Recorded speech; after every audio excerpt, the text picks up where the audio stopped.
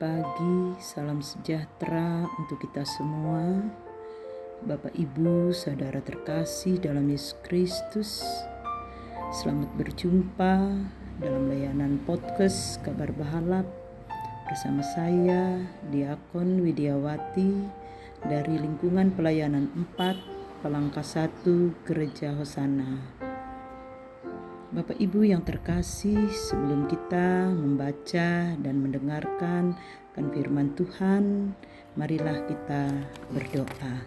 Bapa yang baik, Tuhan kami Yesus Kristus, kami mengucap puji dan syukur atas kasih dan kebaikan Tuhan yang selalu nyata kami rasakan dalam kehidupan kami. Jika pada saat ini kami ingin membaca dan mendengarkan akan firman Tuhan, biarlah kuat kuasa-Mu Bapa memimpin dan menyertai kami, sehingga kami dapat mengerti dan memahami akan sabda firman-Mu. Dalam Yesus Kristus kami berdoa dan mengucap syukur. Haleluya, amin.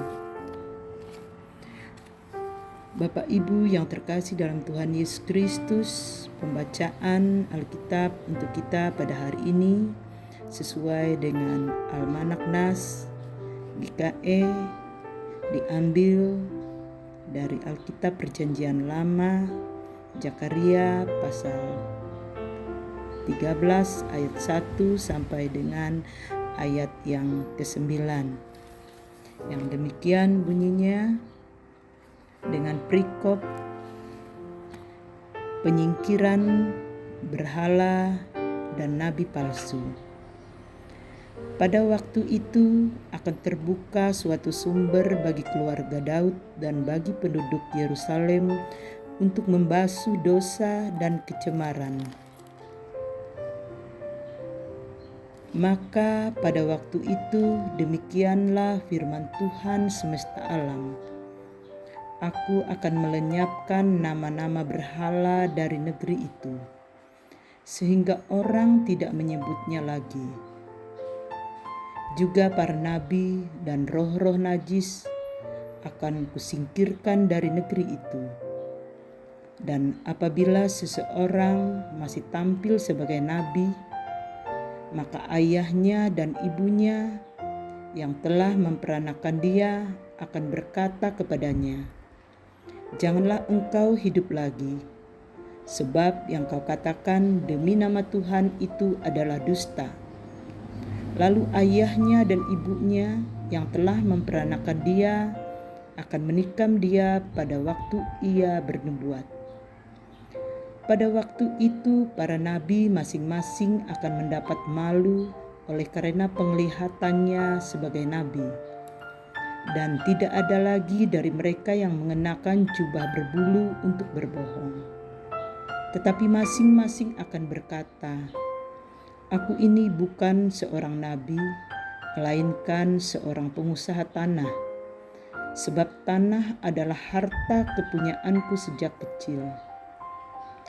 Dan apabila ada orang bertanya kepadanya, "Bekas luka apakah yang ada pada badanmu ini?" Lalu ia akan menjawab, "Itulah luka yang kudapat di rumah sahabat-sahabatku." Ayat yang ke-7, "Hai pedang, bangkitlah terhadap gembalaku, terhadap orang yang paling karib kepadaku." Demikianlah firman Tuhan semesta alam.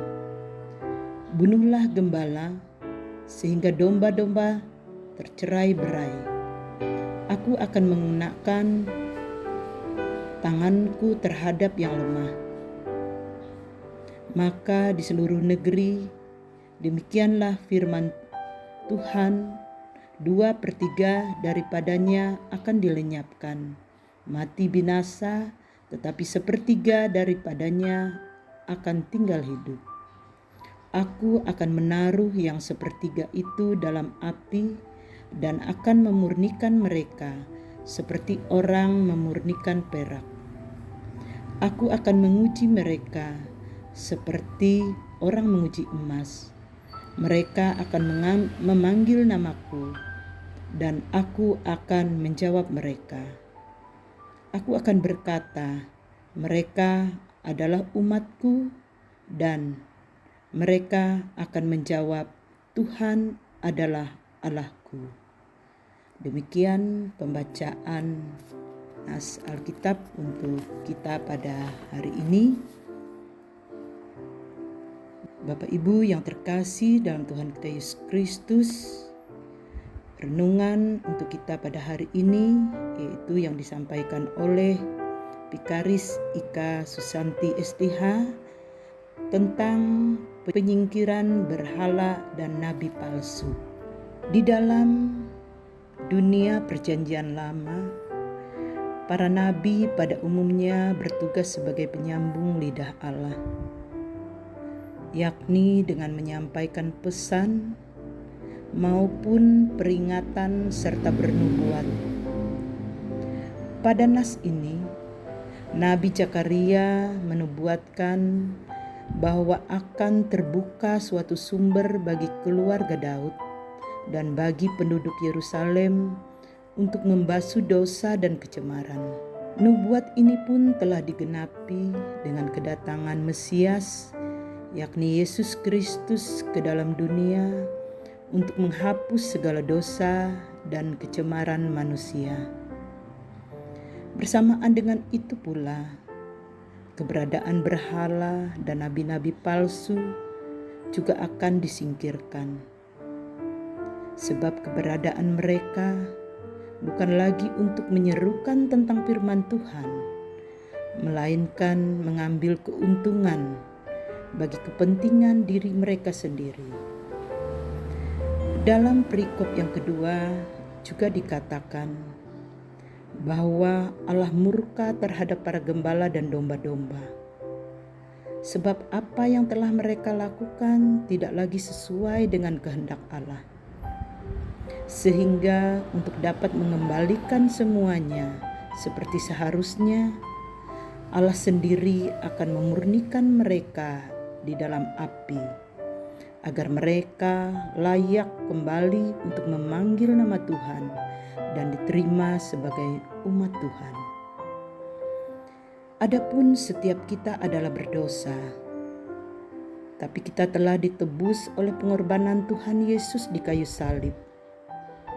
Segala peristiwa kelam di masa lampau hendaknya membuat kita menyadari betapa Tuhan menginginkan agar kita dapat hidup dalam kekudusan, bukan lagi menjadi seperti para nabi palsu di masa lampau, tapi menjadi hambanya yang setia, patuh, taat, dan mau memberitakan firman Tuhan dengan sukacita, dan menjadi pelaku firman-Nya, sehingga kita tetap dilayakkan dalam kesempatan hidup kita, tetap memanggil Dia Tuhan, dan kita disebut sebagai umat-Nya. Demikian renungan firman Tuhan yang dapat kami sampaikan. Marilah kita sama-sama berdoa. Terima kasih Bapa atas firman yang telah diperdengarkan bagi kami, yang tak henti-hentinya untuk mengajar dan mengingat kami, supaya kami selalu hidup kudus, taat, dan setia akan firman. Mampukan kami ya Bapa, supaya kami selalu layak di hadapan-Mu. Terima kasih Bapa, di dalam Yesus Kristus kami berdoa dan mengucap syukur. Amin. Demikian firman Tuhan yang dapat kami sampaikan pada hari ini. Semoga firman Tuhan dapat menguatkan iman percaya kita kepada Yesus Kristus.